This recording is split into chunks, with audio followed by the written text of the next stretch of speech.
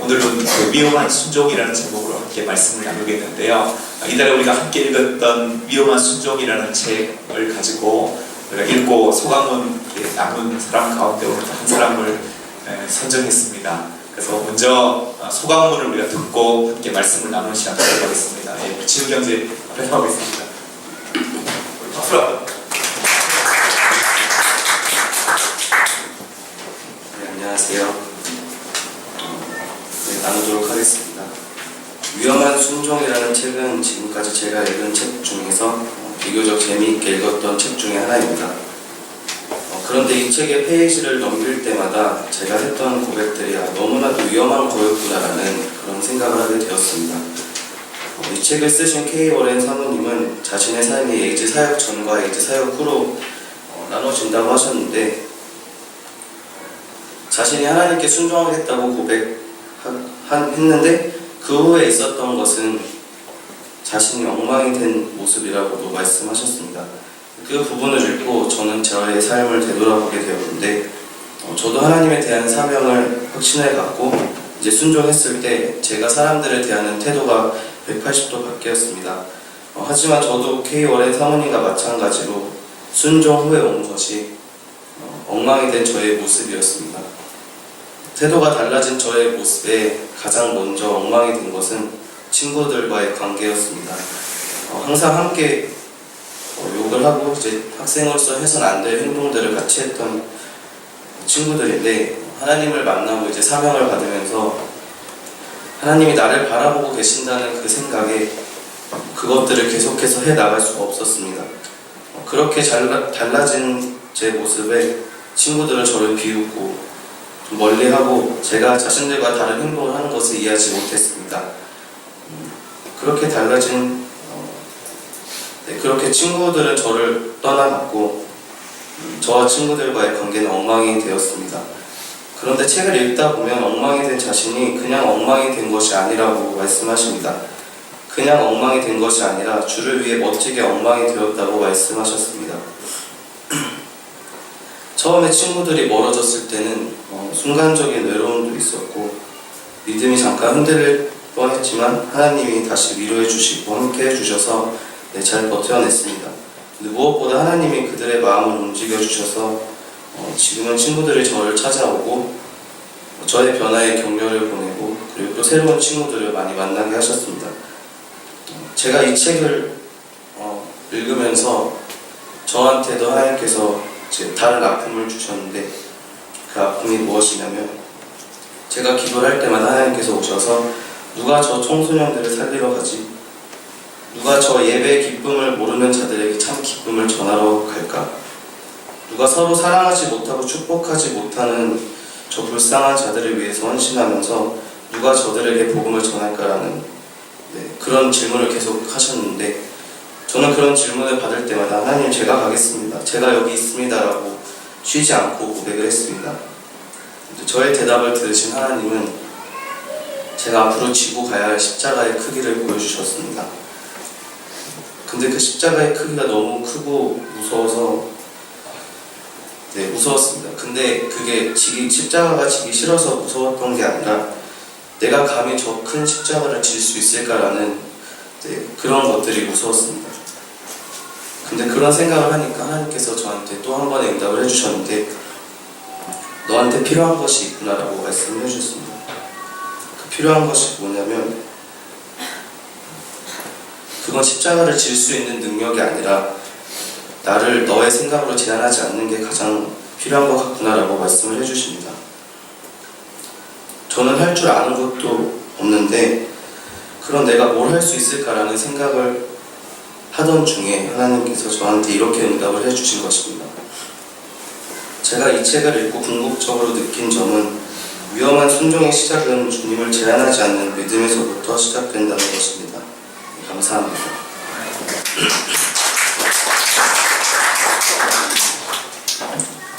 그래요. 귀한 책 읽고 또 귀한 소감 나눠주셔서 감사합니다. 여러분에게도 그런 마음의 감동이 있으셨죠? 저도 지금 이 소감문을 읽으면서 또 내가 또 느끼지 못한 또 다른 부분을 또 하나님 느끼게 해주시고 또 하나님께서 또 그의 마음 가운데 감동을 주셔서 참 감사하다는 생각을 가졌습니다. 우리가 지난 한 달 동안 읽은 책이 바로 이 책이죠. 위험한 순종이라는 이 책을 우리가 함께 읽었습니다. 왜 위험한 순종일까? 제목이 그냥 순종도 아니고 위험한 순종이라고 나와 있는 이유가 뭘까라는 그런 질문을 해보게 되었는데요. 책을 아마 읽으신 분들은 이 책의 제목이 왜 위험한 순종인지 아마 이해가 되셨을 것입니다. 그러나 책을 읽지 않으신 분들은 왜 이 책이 위험한 순종이라는 제목으로 시작되는지 우리가 함께 말씀을 들으면서 또 여러분의 삶이 또 그런 위험한 순종의 자리까지 나갈 수 있는 삶이 되기를 주님의 이름으로 축복합니다. 이 책을 쓴 사람은 누구냐면은 K 워렌이라는 사모님이세요. 우리 사진에 나와 있는 분의 남자의 얼굴을 여러분 많이 보신 적 있나요? 저분은 릭 워렌 목사님이시죠. 미국의 세들백 교회에 담임하시는 목사님이시고요. 그리고 옆에 있는 그 아내 되시는 분이 바로 K 워렌 사모님이신데 책에서 이 K 워렌 사모님은 이렇게 말씀하세요. 자기는 너무나도 가진 것이 없고 또 남만큼 뛰어난 외모를 가진 것도 아니고 잘할 수 있는 것도 아무것도 없는 나는 정말로 평범한 사람이다. 그런데 평범한 내가 정말로 잘하는 것도 많고 뛰어난 재주도 있고 또 리더십 있는 남편을 만나서 상대적으로 너무너무 자기가 작아 보이고 왜소해서 힘든 그런 순간들이 있었는데 그런데 어떤 말씀이 위로를 받냐면 하나님께서는 오히려 평범한 사람을 통해서 하나님이 일하시고 역사하신다는 그 말씀에 위로를 받으면서 또 하나님의 부르심 앞에 자기의 삶을 들여나가는 그런 스토리를 쓰고 있는데요. 2002년의 어느 봄날이에요. 이 K 워렌 사모님이 거실 소파에 앉아서 소파에 있는 매일 받아보는 그 전기물 잡지를 손에 들었다고 해요. 그 잡지 첫 화면에 어떤 그림이 있었냐면은 아프리카의 에이즈로 고통당하는 사람의 기사가 실려 있어서 그 기사 페이지를 펼쳐서 읽었다고 해요. 펼치는데 거기에 나와 있는 아프리카에서 에이즈로 고통당하고 죽어가는 아이들의 그 사진을 보면서 너무너무 가슴이 메어지게 아팠다라고 말을 합니다. 그래서 그 사진들을 보지 않기 위해서 사진을 피하면서 글을 읽는데 글 속에 어떤 문구를 발견하게 되냐면은 지금 에이즈로 인해서 아프리카에 1200만 명의 고아가 발생했다라는 그런 문구를 발견하게 된 거예요. 그러니까 에이즈 때문에 고통하는 사람들 그리고 그 사람들이 격리되고 또 죽어감으로 인해서 1200만의 고아가 지금 발생했다는 그 기사를 읽으면서 마치 그 글이 자기 눈에 들어오는 것처럼 그걸 느꼈고 그리고 밤에 잠을 자려고 하는데 그 기사 내용이 계속 눈에 떠올리면서 잠이 오지 않았다는 거예요. 그래서 간신히 잠들어서 아침에 깨어나는데 깨어나자마자 다시 또 기사가 기억나고 아이들의 그 사진이 기억나면서 견딜 수 없는 그런 마음의 아픔을 경험했다라고 말하고 있습니다. 이러한 경험을 하면서 이 K 워렌 사모님이 어떤 얘기를 하시냐면은 나는 지금까지 살아가면서 나의 세계만을 바라보며 살았다는 거죠. 여기서 말하는 나의 세계라는 것은 내가 아침에 일어나서 가족들과 함께 아침 식사하고 나가서 쇼핑하고 그리고 내가 원하는 것들을 사고 생활하는 그런 삶을 내가 지금까지 살아왔다. 그러니까 나의 세계라는 테두리 안에서 살아왔는데 K 워렌 사모님이 또 다른 세계를 하나 발견하게 되었는데 그 세계는 뭐냐면은 고통받는 세계를 발견하게 되었다는 거예요.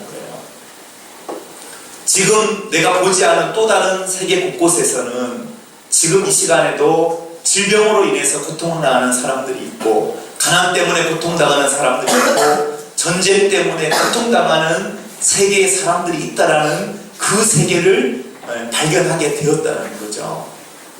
우리가 지난번에 읽었던 그 레디 컬이라는 책에서 데이비드 플래시라는 목사님이 어떤 얘기를 했냐면 우리가 살아가면서 내가 보지 못하는 사각지대라는 개념을 얘기하셨어요. 사각지대. 그러니까 우리는 지금 항상 내가 보는 것만 보고 살아가고는데 내가 보지 못하는 또 다른 곳에서의 그 사각지대, 그것이 바로 오늘 이 책에서는 저는 고통받는 세계가 아닌가라는 생각이 보게 된다는 거예요. 많은 그리스도인들이 살아가고 있지만 또 또 이 땅에 많은 사람들이 살아가고 있지만 대다수의 사람들은 내가 살아가는 우리의 삶의 울타리만 바라보며 산다라는 거죠. 오늘 나는 무엇을 먹을까? 나는 무엇을 입을까? 나는 무엇을 하며 즐겁게 살아갈까? 자기 행복을 추구하며 살아가고 있지만, 그러나 또 어느 한편에 고통받는 세계를 우리가 바라보지 못하고 살아가는 그 삶에 대한 자기 자각을 깨닫게 되는 거예요. 그러면서 특별히 보게 된 것이 무엇이냐면은, 고통받는 세계 속에서 4천만이라고 하는 사람들이 에이즈 바이러스 때문에 죽어가고 있다는 거예요. 전 세계에 4천만 명이라는 되는 사람이 에이즈 때문에 죽어가고, 그 사람들의 질병 때문에 발생된 고아가 1200만이 있다는 거죠. 근데 에이즈 때문에 당한 고아가 1200만이지, 에이즈 외에 다른 질병이라든가 전쟁 때문에 당하게 된 고아는 1억 명이 넘는다고 해요. 전 세계 1억 명이 넘는 고아들이 부모 없이 살아가는 그러한 고통받는 아이들이 있다라는 사실을 지금까지 인식하지 못하고 살아왔다라는 그런 고백을 하게 됩니다. 지난 주간 21일자의 신문에 보니까 스위스에서 다보스 포럼이라는 게 열렸어요. 이 다보스 포럼이라는 건 뭐냐면은 국제 구호 단체인 이게 옥스팜에서 그러니까 그 국제 구호와 관련된 그런 포럼이 열렸는데, 그 포럼에서 어떤 발표를 했냐면요, 이런 발표를 했더라고요. 전 세계 상위 1%의 재산을 합한 거를 통계를 낸 거예요. 그러니까 전 세계에 살아가는 사람들 가운데 상위 1%의 재산을 모았더니 그 재산의 규모가 얼마가 되냐면은 100조 달러가 된다고 해요. 100조 달러. 여러분 100조 달러가 얼마큼인지 아마 감이 안 올 텐데요. 우리나라도 환산하니까 11경하고도 7,183조라고 해요. 11경이 여러분 어느 정도 단위인지 우리는 뭐 거의 상상을 못하는 단위잖아요. 근데 이것도 별로 감이 안 오더라고요. 저는 정말 피부로 와닿았던 감이 뭐냐면은, 지금 전 세계 인구를 우리가 70억 인구라고 볼 때 70억 인구 가운데 35억의 인구가 절대적인 빈곤에 살아가는 사람들이라는 거예요. 전 세계 70억 인구 가운데 절반의 사람들은 절대적 빈곤 속에 살아가는 사람들이라는 거죠. 근데 더 놀라운 사실이 뭐냐면은, 상위 첫 번째 부자에서부터 시작해서 85명까지 리스트를 뽑아서 재산을 모았대요. 전 세계 부자 85명의 재산을 모았더니 전 세계 하위 35억이 갖고 있는 재산이랑 맞먹더라는 거죠. 이게 말이 안 되는 소리냐라는 거죠. 전 세계 절반의 하위가 갖고 있는 그 재산이 상위 85명이 다 갖고 있다는 거죠. 그렇게 우리가 살아가고 있는 이 세계는 어찌 보면 불평등한 세계 속에 우리는 살아가고 있다는 거죠. 이러한 세계 속에 수많은 사람들이 가난과 전쟁의 위협 속에 고통당하는 사람이 있다는 걸 우리는 어떻게 보면은 부유한 우리 대한민국에 살기 때문에 우리는 어떻게 보면 잊고 살아갈 때가 많다라는 거예요. 책에서도 이런 내용을 하죠. 만약 냉장고에 보관할 정도의 음식이 있고, 입을 옷이 있고, 머리를 가려줄 지붕이 있고, 누워서 잠들 곳이 있다면, 여러분 그렇죠? 여러분이 이해에 해당할 텐데요. 그런 사람은 75%의 사람들보다 부자라는 거예요. 이것만 가졌어도 세계 25% 안에 든다는 거죠. 그런가 하면 은행에 약간의 저금하는 것이 있고, 여러분 은행 통장에 잔고가 좀 있나요? 저금한 것이 있고, 지갑에 현찰이 좀 있고, 집에 남아도는 그릇이 있다면 그 사람은 세계 8%에 해당하는 최고 부유층에 속한대요. 여러분 지갑에 지금 현찰이 좀 있다고 한다면, 집안에 그릇이, 여유분의 그릇이 있다고 한다면 전 세계 8%의 상위에 속하는 그룹에 속한다라는 거죠. 그런가 하면 다시 말해서 이 세상에 사는 92%의 사람들은 그보다 못한 사람이라는 얘기죠. 만일 당신이 한 번도 전쟁의 위협이나 감옥 생활의 외로움이나 고문의 고통이나 굶주림의 괴로움을 겪지 못했다면 당신은 이 세상에서 그런 일을 겪지 않은 5억 명 중에 한 명에 속한다는 거죠. 사실은 지금 우리가 살아가고 있는 우리의 환경이 전 세계 70억 인구에 비한다면 우리는 상당히 상위 그룹에 살아가고 있다는 거죠. 그러면서도 불구하고 하위 그룹에 살아가고 있는 고통당하는 자들, 지금도 참고로 당장 먹을 음식이 없고 정말 항생제 하나 주사 맞으면 생명을 유지할 수 있는데 그 항생제를 맞지 못해 죽어가는 수많은 고통당하는 세계에 대해서 외면하며 살아가는 사람들이 너무나도 많다라고 하는 사실이에요. 텔레비전이 만들어내는 조잡한 관심거리에 빠져 진짜 가져야 될 관심을 갖지 못한다는 이런 표현을 쓰고 있던데요.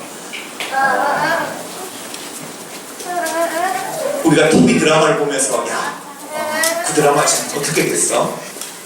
요즘 유명한 드라마가 뭐가 있죠? 우주에서 별에서 온 그대야. 별에서 온 그대. 그래요. 별에서 온 그대.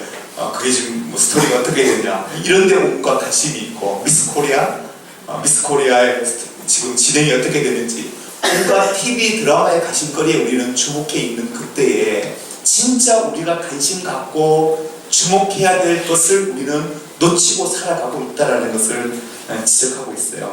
그래서 저는 어떻게 보면 우리가 살아가고 있는 이 한국이라는 사회만 놓고 보더라도 꼭 다른 나라까지 가지 않는다 할지라도 이 사회에도 얼마나 고통 가운데 살아가고 있는 사람들이 많냐는 거죠.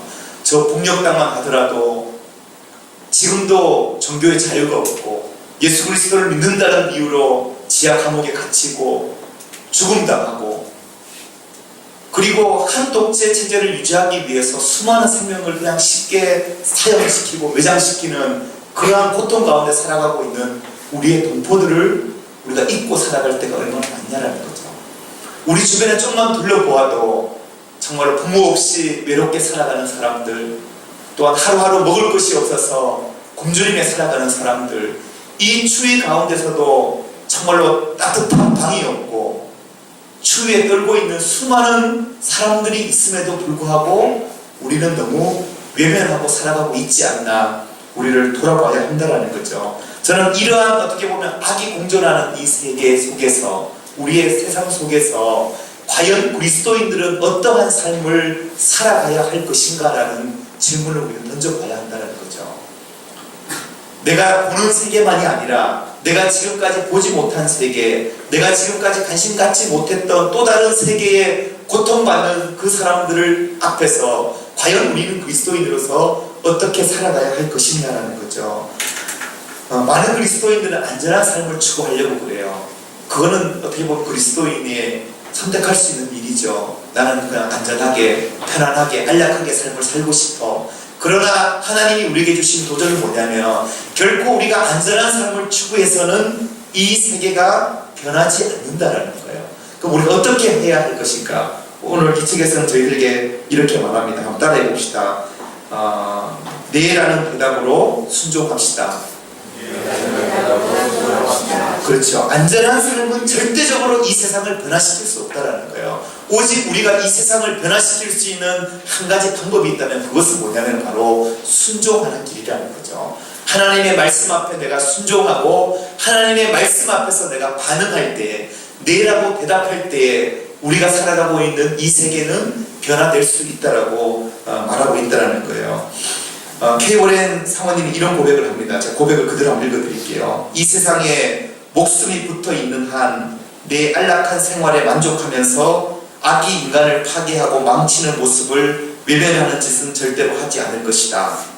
어린 여자애들이 돈 몇 푼에 팔려서 무사내들로부터 순진하고 여린 몸을 짓밟히는 사태를 가만히 모른 척하지 않을 것이다. 불결하기 짝이 없는 피난민들을 절대 강간하지 않을 것이다. 날마다 강간과 폭행을 당하는 여인들이 납치를 당하고 짐승 취급을 받으며 한낱 놀이개가 되어 온갖 모욕을 당하는 사태를 절대 보고만 있지 않을 것이다. 신앙 때문에 가혹한 고문을 당하고 목숨까지 잃는 비극을 절대로 수수방관하지 않을 것이다. 수많은 사람들이 자신의 땅에서 쫓겨나고 사기를 당하고 가진 것을 빼앗기고 억울하게 울부짖는 모습에 절대 눈 감지 않을 것이다. 여기에 1년 365일 벌어지는 악의 종류를 나열하기에는 끝이 없을 지경이다. 그러나 나는 이제 다시는 채널을 돌리지 않겠다. 그러니까 자기의 채널을 그 고통당하는 자들과 함께 하겠다라고 이런 고백을 하고 있는데요. 저는 순종이라는 단어를 떠올려보면 사실 현대인들이 그렇게 좋아하는 단어는 아닌 것 같아요. 왠지 순종 그러면은 부정적인 이미지가 비춰질 수 있다는 거죠. 세상에서는 적어도 그러하다는 거죠. 순종 그러면 뭔가 다른 사람의 복종하는 것 같고 또 다른 사람에게 손해보는 것 같고 그리고 순응해야 되는 것 같고 양보해야 되는 것 같고 뭔가 내 것이 빼앗기는 것 같은 것이 순종이라고 세상은 여긴다는 거예요. 그러나 하나님의 관점에서 바라보면 순종은 절대 그런 것이 아니라는 거예요. 순종은 무엇이냐? 내 힘으로 할 수 없다는 것을 내가 인정하고 하나님의 도움을 받는 것, 이것이 바로 순종의 길이라는 거죠. 그래서 하나님의 관점에서 바라보면은 내 능력만은 의지하지 않겠습니다. 내가 하나님의 뜻에 순종하고 하나님의 능력을 의지하겠습니다라는 그런 결단이 바로 순종이다라는 거죠. 그래서 우리가 순종해야 될 대상의 그 하나님은 어떤 분이신가? 그 하나님은 단순히 우리에게 인자하시기만 한 하나님이 아니라 하나님은 이 우주 만물을 지으시고 우리가 하나님 앞에 순종하고 복종할 때 능치 못함이 없으신 분이 바로 하나님이라는 거죠. 우리가 그 절대적인 그 하나님 앞에 우리의 삶을 드리고 내가 믿음으로 반응하며 순종하기 시작하면 하나님은 위대한 일을 행하실 수 있다라는 그 믿음, 여러분 믿으십니까? 이게 바로 위험한 순종이라는 거예요. 우리가 왜 하나님 앞에 순종하는데 그것이 위험한 순종입니까? 내가 하나님 앞에 순종하고 반응하기 시작하는 그 시간부터 하나님께서는 위대한 일을 행하신다는 거예요. K 워렌 사모님은 자기 눈으로 직접 에이즈 환자를 보고 싶다는 마음이 들어서 그 아프리카에서 그 사태의 기사를 보고 난 다음에 딱 1년 만에 실제 아프리카 땅을 밟게 돼요. 아프리카 모잠비크로 이제 떠나게 되는데요. 그곳에 가서 선교사님의 인도를 받아서 이제 에이즈 환자들이 살고 있는 그런 지역으로 이동을 하게 되는데 그 지역으로 이렇게 가니까 나뭇가지가 사방으로 뻗어져 있는 가운데에 낡은 헝겊 조각들밖에 눈에 들어오지 않았다. 그리고 나뭇가지 사이로 드러나는 모습은 죽음을 앞두고 있는 조안나라고 하는 이름의 한 흑인 여성이 눈에 띄었다고 합니다. 이 조안나 부부가 에이즈에 걸렸다는 사실이 알려지자 마을 사람들은 그에게 마을을 떠나라고 했다고 그래요. 그래서 이 불쌍한 조안나 부부를 위해서 자기 친척이 이 조안나 부부를 데리고 살았는데 변명이 알려지게 되자 그 마을 사람들이 그 초가집을 불태워버렸다고 그래요. 그래서 이제 살 집도 없이 그냥 나뭇가지 아래에 비늘 하나 치고 음식의 도구도 없고 갈아입을 여분의 옷도 없이 단순히 그냥 동그랗게 그늘 위에서 살아가고 있는 이 조안나라는 여인을 발견하게 된 거예요. 그러면서 그 여인을 만나서 이 배우의 사람이 뭘 고백을 하냐면 자기는 지금까지 많은 어려운 사람들을 만났대요. 그런 사람을 만날 때마다 최소한 그 사람에게 어떤 말을 건네야 될지 어떠한 위로를 해야 될지 알고 있는 사람이래요. 그런데 나뭇가지 밑에서 죽음을 기다리고 있는 에이즈 환자 그 여인을 바라보면서는 자기가 어떤 말로 위로를 해야 될지 어떤 말을 시작해야 될지 말문이 닫혀버릴 정도로 그런 상황을 목격하게 된 거예요. 그러면서 자신의 삶을 하나님 앞에 순종하기로 마음먹었다는 거예요. 하나님, 나는 지금까지 아프리카에 관심이 있던 사람도 아닌데요. 그렇다고 나는 능력이 있는 사람도 아니고 내가 잘난 것도 없고 나는 그냥 단지 평범한 여인에 불과한데 그러나 하나님이 보게 하셨던 그 경험 때문에 하나님이 주시는 그 아픔 때문에 하나님 앞에 고백하기를 내가 그런 사람들을 위해서 내 삶을 드리겠습니다.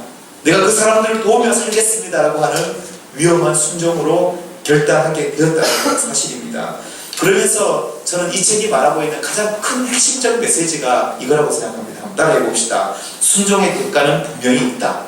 순종의 대가는 분명히 있다. 순종의 대가는 분명히 있다라고 하는 거예요. 하나님께 우리가 순종할 때 하나님께서는 우리의 순종을 통해 위대한 일을 행하시지만 그러나 그 순종에는 분명한 대가가 있다는 것을 우리에게 말해주고 있는데요. 그 대가는 1차적으로는 우리가 순종의 길을 걸어가기 위해서는 자신에게 손대보는 일이 분명히 있어요. 자기 손대가 있어야 한다는 거예요. 때로는 물질적인 손대도 있을 수 있겠고 때로는 시간적인 손대도 감수해야 된다는 거예요. 그것이 바로 순종의 길이라는 거죠. 그런가 하면 우리가 순종의 길을 걸어갈 때에 자기의 삶을 희생해야 될 때가 있다는 거예요. 내가 왜 굳이 이렇게 살아야 되냐? 좀 더 내 자신을 위해서 즐겁게 살 수 있고 평안히 살 수도 있는데, 그럼에도 불구하고 우리가 순종의 길을 걷는다라는 것은 자기의 당함과 안락함과 자기의 부유함을 때로는 내려놓을 수 있는 자기 희생이 분명히 따라와야 한다는 것이죠. 이 케이블의 사모님은 이 부르심 앞에 순종하고 나서 첫 번째 경험하게 된 사건이 뭐냐면은 유방암 판정을 받은 거예요. 그래서 유방암 때문에 1차 수술을 거치고 수술하면서 그 아픔과 고통 가운데서 이 사모님이 깨달은 것이 무엇이냐면은, 내가 지금 이 유방암 때문에 아파하고 괴로워하고 있는데, 그런데 에이즈로 인해서 고통당해서 죽어가는 그 여인들에 비교하면 나는 너무나 행복한 사람이구나. 왜? 내 주변에는 가족이 있고 병원에서 진료받을 진료비, 돈이 있고 나를 치료해줄 의사가 있고 내가 지금 병실에서 이렇게 치료받고 있는데, 내가 보았던 그 여인들은 아무것도 가진 것 없이 그냥 죽음을 기다리고 있는 사람들이지 않냐, 이 마음이 마음속에 들더라는 거예요.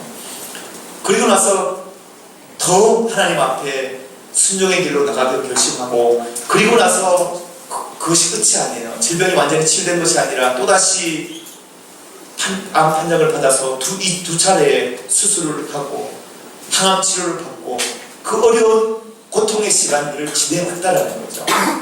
그러니까 어떻게 보면은 내가 아프리카에 고통당하는 그 광경을 보기 전 내 삶은 어디 보면 고요했는데, 그 삶을 보고 난 이후부터 내 삶은 마치 엉망진창이 되어버린 것처럼 혼란스럽고 아픔이 있고, 또 그 삶을 걸어갈 때 내 안에 많은 어려움들이 있었다는 것들을 고백해요. 그러나 그것이 끝이 아니더라는 거죠.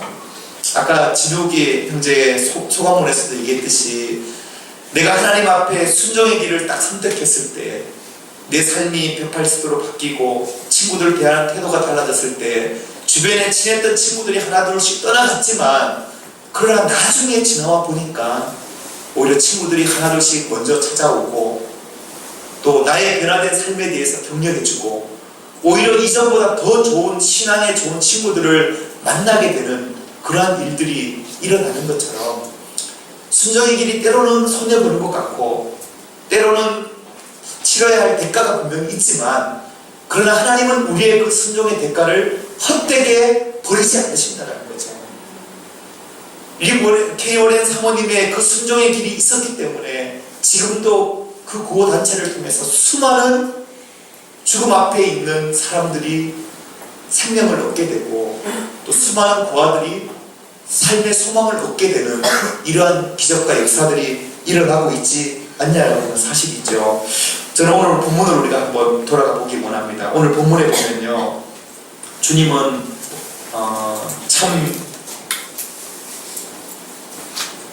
오른편에 있는 사람, 왼편에 있는 사람을 나누면서 왼편에 있는 사람들에게 잘못된 두 가지를 지적을 하고 있어요. 우리 42절부터 한번 볼까요? 42절과 43절 한번 같이 읽어보겠습니다. 시작. 내가 줄일 때 너희가 먹을 것을 주지 아니하였고, 목마를 때 마시게 하지 아니하였고, 나그네 되었을 때 영접하지 아니하였고, 헐벗었을 때 옷 입히지 아니하였고, 병들었을 때와 옥에 갇혔을 때 돌보지 아니하였느니라. 여기 보면은 주님께서는 정말로 우리 주변에 도움이 필요한 사람들에게 도움을 주지 않은 것에 대해서 책망하시면서 또 한 가지 책망을 하시는데, 그것이 뭐냐면은 왜 예수님을 돕지 않았냐는 거예요.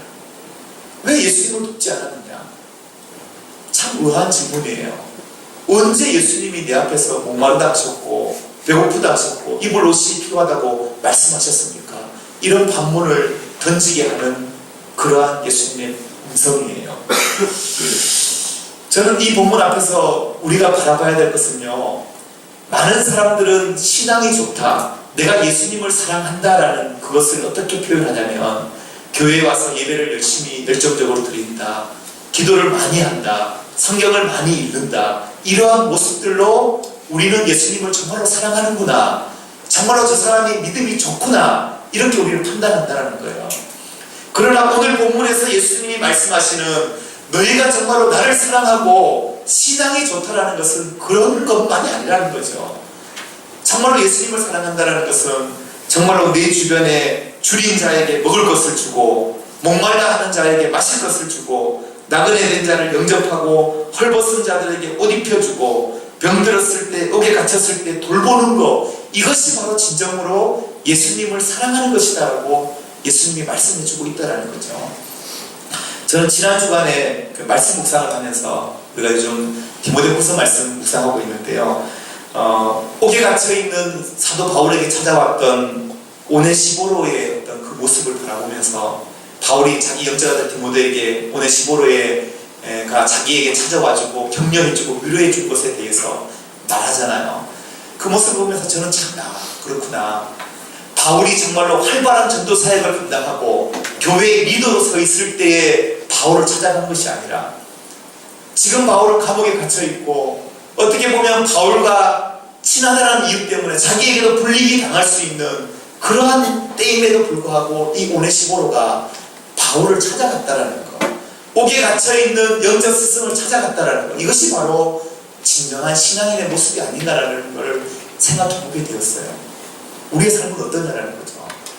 어찌 보면 우리는 우리 주변에 나보다 좀 더 그래도 좀 있어 보이는 사람, 나보다 좀 더 성공을 이룬 사람, 뭔가 내가 저 사람과 좀 더 친해지면 좋아질 것 같은 그런 사람들과 함께 하려고만 하지, 정말로 내가 도와줘야 될 사람들, 나의 도움을 기다리는 사람들, 나의 위로가 필요한 사람들에게 다가가려고 하는 그런 마음들이 우리에게 있는지 돌아보게 하는 그런 시간이었습니다. 오늘 45절 말씀 우리가 보면요, 주님이 이런 해답을 주세요. 45절 읽겠습니다. 시작. 이에 임금이 대답하여 이르되 내가 진실로 너희에게 이르노니 이 지극히 작은 자 하나에게 하지 아니한 것이 곧 내게 하지 아니한 것이니라. 아멘. 이거죠. 지극히 작은 자 하나에게 하지 아니한 것이 곧 예수님께 하지 아니한 것과 같은 것이다라고 주님이 그렇게 말씀하고 있다는 거예요. 인도 캘커타에 그 테레사 수녀님이 사역하셨던 그 공동체에 가보면요, 거기에 죽음을 기다리는 사람들을 위한 집이라는 곳이 있어요.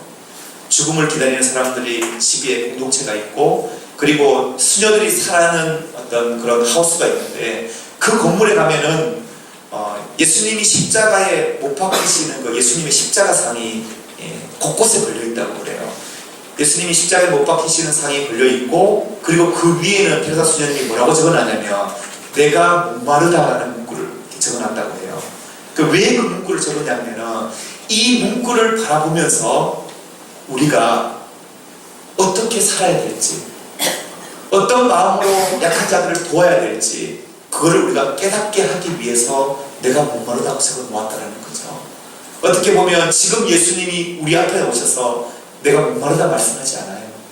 내가 배고프다 말씀하지 않으세요.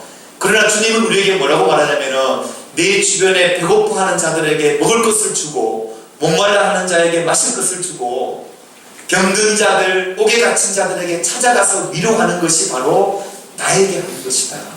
그렇게 주님은 우리에게 말씀하고 있다라고 하는 사실입니다. 사랑하는 성도 여러분, 지금 여러분의 눈에 비춰지는 고통받는 세계는 과연 어떤 세계입니까? 내 눈에 보이는 고통받는 세계는 어떤 사람들인지 우리 스스로 한번 좀 돌아봤으면 좋겠어요. 나의 사각지대는 과연 어디인가? 나의 사각지대는 어디인가? 그리고 내 삶에, 내 주변에 있는 작은 자들은 과연 어떤 자들인지 우리 스스로 한번 돌아보기를 원합니다. 저는 단순히 우리가 이 책을 읽고 우리 모두 다 아프리카로 떠나자 이런 말이 아니잖아요. 아프리카로 떠나기 전에 지금 내 삶의 현장 속에 내 주변에 정말로 작은 자들이 누구인지 우리 스스로 한번 좀 돌아볼 수 있는 시간이 보였으면 좋겠습니다. 지금 나에게 위로를 받고 싶어하는 사람이 누구인지, 지금 나와 함께 따뜻한 밥 한 그릇 먹었으면 애타게 기다리는 사람이 누구인지, 나의 도움을 찾는 사람이 누구인지 우리 주변을 돌아볼 수 있는 시간이 되기를 간절히 원합니다. 주님은 말씀하십니다. 내가 줄일 때 너희가 먹을 것을 주지 아니하였고 목마를 때 마시게 하지 아니하였고 나그네 되었을 때 영접하지 아니하였고 헐벗었을 때 옷 입히지 아니하였고 병들었을 때와 옥에 갇혔을 때 돌보지 아니하였느니라. 이 시간 우리 함께 주님의 마음을 떠올리면서 이 찬양 같이 한번 불렀으면 좋겠습니다. 하나님 아버지, 당신의 마음이 있는 곳에 나의 마음이 있기를 원해요. 함께 고백하겠습니다.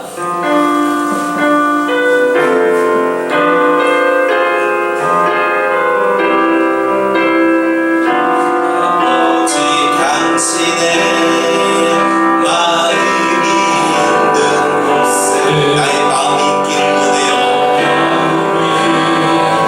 있기를 원해요. 아버지, 당신의 눈물이 곳에 나의 눈물이 보이길 원해요. 아멘. 아버지, 당신이 바라보는 영혼에게 나의 눈물이 향하길 원해요. 아버지, 당신이 울고 있는 어두운 땅에 나의 그 발이 향하길 원해요. 나의 마음을 아버지의 마음을 알아.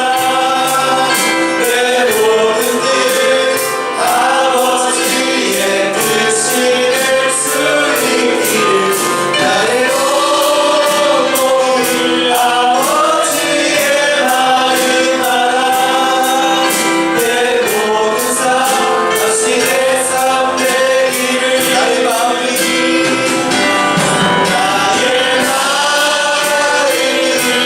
아버지의 마음을 알아.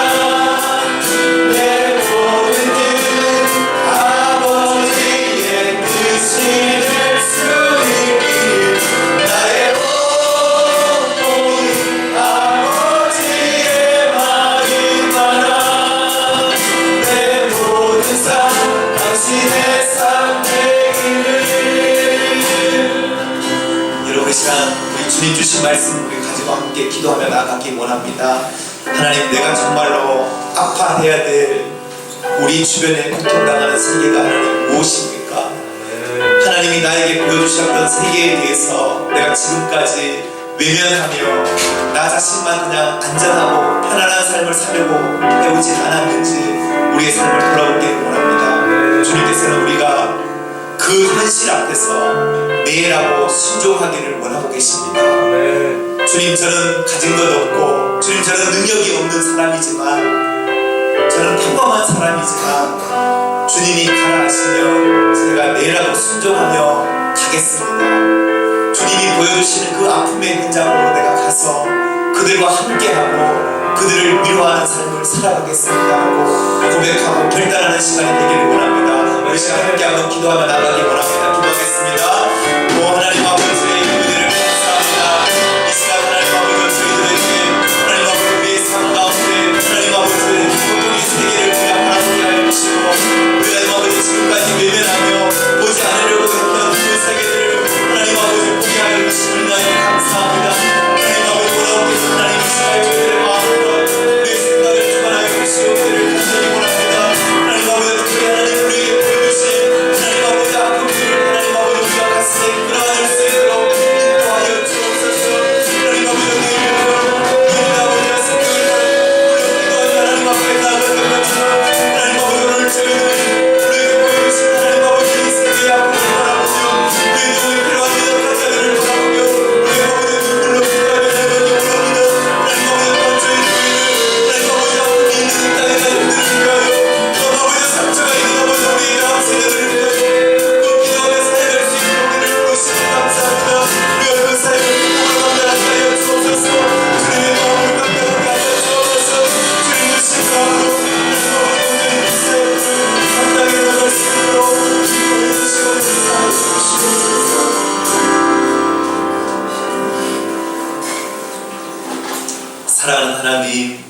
하나님께서 저희들을 이 땅 가운데, 특별히 하나님 우리의 삶 가운데 우리가 가난한 자에 속하지 아니하고 부유한 자의 삶을 살아갈 수 있도록 우리에게 은혜를 주심을 인하여 진심으로 감사합니다. 우리의 부유함과 또 우리의 평안함 때문에 우리가 지금까지 보지 못했던 내 삶의 영역에 있어서 고통받는 세계를 하나님 바라보기를 원합니다. 또한 때로는 주님께서 우리에게 그 세계를 보여주셨건만 우리는 너무나도 외면하며 살아왔던 우리의 모습을 이 시간 주님 앞에 고백합니다. 주님 가라하시는 그곳에 우리가 네라고 대답하며 순종하며 그 길을 걸어갈 수 있는 저희들이 되게 하여 주옵소서. 아버지 하나님의 마음이 있는 곳에 우리의 마음이 있기를 간절히 원합니다. 주님 당신의 눈물이 보인 그곳에 우리의 눈물이 있기를 주여 간절히 원합니다. 정말로 주님의 마음이 있는 곳에 우리가 믿음으로 순종하며 나아갈 수 있는 저희들의 삶이 되게 하여 주옵소서. 특별히 하나님 저희 은혜의 교회를 하나님 사랑하셔서 또 이 땅 가운데 상처 있는 가정을 섬기게 하여 주시고 또 아픔이 있는 우리의 다음 세대들을 세워가기 위해서 교회를 세우심을 인하여 감사합니다. 하나님 가정의 아픔과 다음 세대의 아픔을 우리가 외면하지 않게 하여 주시고 고통당하는 자들과 함께 할 수 있는 믿음의 공동체가 되게 하여 주옵소서. 예수님의 이름으로 기도드립니다. 아멘. 우리 같이 한번 일어나셔서 우리 파송의 찬양 함께 부르도록 하겠습니다. 주님 나라를 위하여 길 떠나는 나의 형제여. 우리 같이 한번 파송의 찬양으로 함께 찬양하겠습니다.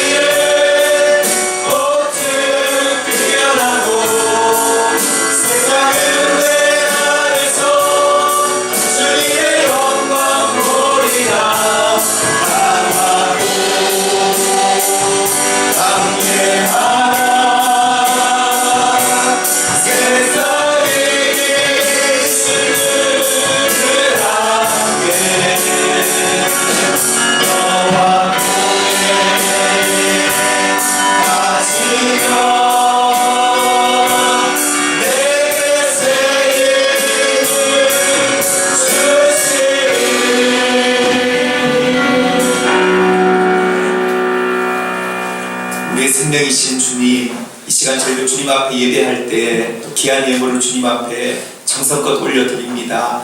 이 예물을 드리는 자들의 손길을 하나님 축복하여 주옵소서.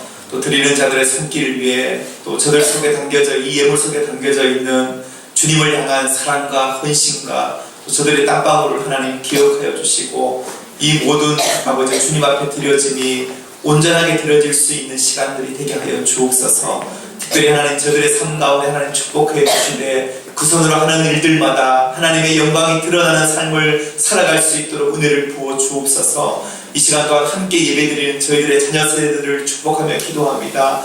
우리의 다음 세대들이 하나님의 꿈을 꾸게 하여 주시고 하나님의 비전을 품을 수 있는 세대들이 되게 하여 주옵소서. 이제는 우리의 생명 되시는 예수 그리스도의 귀하신 은혜와 하나님 아버지의 다음 없으신 사랑하심과 성령님의 위로 교통 충만하시는 그 은혜가 우리의 세상 가운데서 고통당하는 세계를 외면하지 아니하고 또 우리의 도움이 필요한 자들에게 하나님 우리가 도와주며 또 섬기며 살아가기를 결단하는 우리 모든 성도들 머리머리 위에 지금부터 영원토록 함께 계시기를 간절히 축원하옵나이다. 아멘.